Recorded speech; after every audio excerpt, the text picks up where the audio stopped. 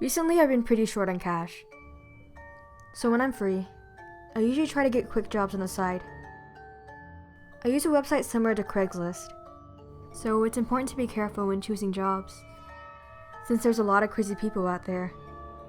Luckily, every job I've gotten so far has been safe. Think of things like mowing someone's lawn, making home-cooked meals, and babysitting little kids. But today I came across an unusual ad. The name on it read, Charlotte Leon, and the subject read, looking for a playmate. Of course, I found it really interesting. Getting paid to play with little kids were the easiest jobs. So I clicked on it and read the details. Hello to whoever comes across this ad. I'm requesting someone to play dolls with my daughter. Although I have some special requirements. Must be a pretty woman. Please dress up your nicest, but I can provide you a change of clothes. Although I questioned the criteria, I decided to reply to the ad, and we set up a date for me to come over. She lived on the other side of town, but I didn't mind, because she was paying me a lot. On the day of, I tried my best to dress somewhat nicer than usual. The drive was almost an hour long, but the money kept me motivated. Once I got there, I was impressed by the size of the house. It was a dark mansion, and I noticed there were no cars in the driveway. I usually consider that a red flag. But still, I went up to the door and rang the doorbell. A woman quickly answered, and I assumed she was Charlotte Leon. After I introduced myself, she let me inside. She seemed really satisfied with my appearance, and kept rambling on about how I was a perfect fit for who her daughter was envisioning. Then, she led me to a room on the second floor. And when she opened the door, I was shocked by the amount of dolls on the shelves. She told me I could take a seat at the tea table, and I asked her when I would meet her daughter. So Charlotte told me she would go get her, and left the room. To be honest, sitting in a room filled to the brim with lifeless dolls was really starting to creep me out. But I had already driven an hour here, and I really needed the money, so I waited patiently for Charlotte to come back. After 10 minutes, the door slowly creaked open, and I stared anxiously to see what her daughter looked like. But what I saw horrified me instead. It was Charlotte, except now her hair was in pigtails, and she was wearing a dress that looked something like a little girl would wear.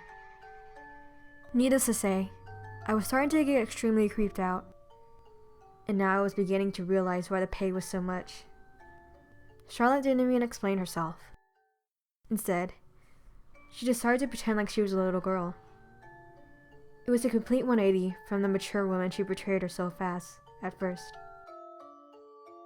I sort of went along with it, and we played with dolls for almost 3 hours. When the sun started to go down, Charlotte took my hands and asked if I wanted to see her most valuable dolls. Even though I was creeped out, I was also a little interested in how she could have even more dolls than these. So I agreed, and she told me to wait here while she prepared something I needed in order to meet them. I assumed that it was a nicer dress or something. Once she left the room, I decided to explore the house and get away from all those creepy dolls. When I walked out, I noticed that the room down the hall was slightly cracked open, so I walked over and peeked inside. What I saw horrified me.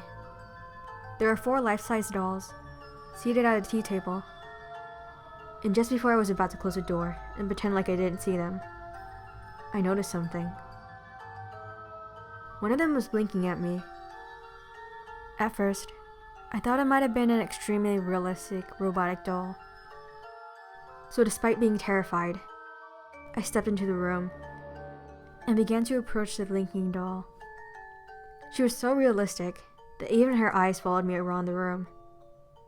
When I looked down, I saw that her hands were tied to the chair.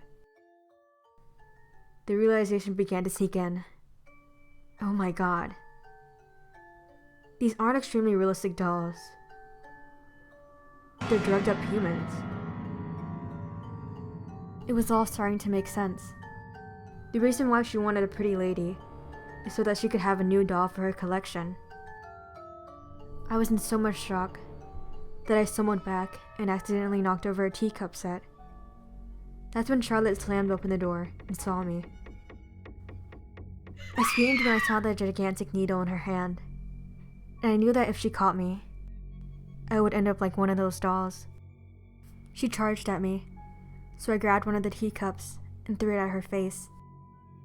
While she was recovering from the pain, I pushed her out the way and ran down the stairs towards the front door.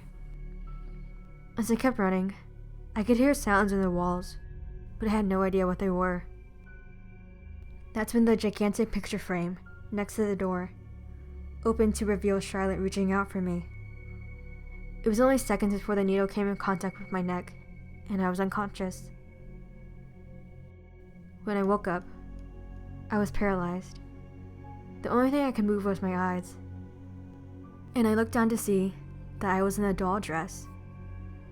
I glanced around and saw that I was seated at the table with the 4 girls from before.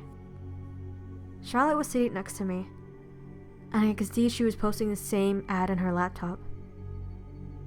It horrified me that it would be an endless cycle of girls getting kidnapped and forced against their wills to be her dolls forever. And it terrified me even more that she was never going to get caught, and I would be stuck like this forever.